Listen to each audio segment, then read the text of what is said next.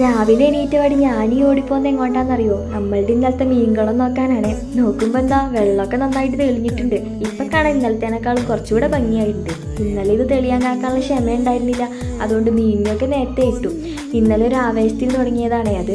അതിനേക്കാൾ ആവേശത്തിൽ ഞാൻ തുടങ്ങിയ പരിപാടിയാട്ടോ ഈ കാണുന്നത്. അത് ഞാൻ പിന്നെ വീഡിയോയിലിടാം.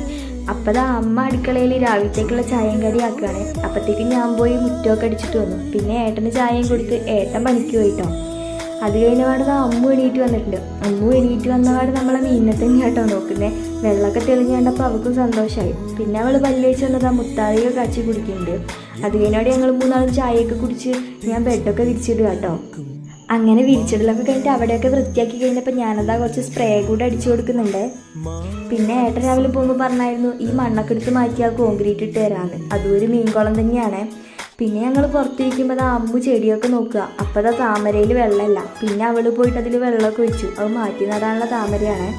അത് കഴിഞ്ഞപാടത് അമ്മൂച്ചിയും മോനും വന്നു കേട്ടോ.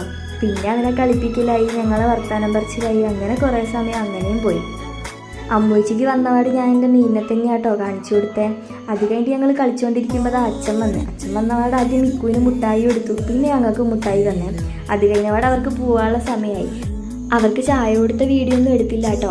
മേലെ വരെ കൊണ്ടുവിടാൻ ഞങ്ങളും പോയിട്ടുണ്ടായിരുന്നേ. അപ്പോഴത്തേക്കും അത് ശ്രേയസേട്ടൻ വന്ന് അവിടെ കാത്തു നിൽക്കുന്നുണ്ട്. പിന്നെ ശ്രേയസേട്ടനോട് 2 വർത്താനൊക്കെ പറഞ്ഞ് അത് കഴിഞ്ഞിട്ട് അവർ വണ്ടിയിൽ കയറി.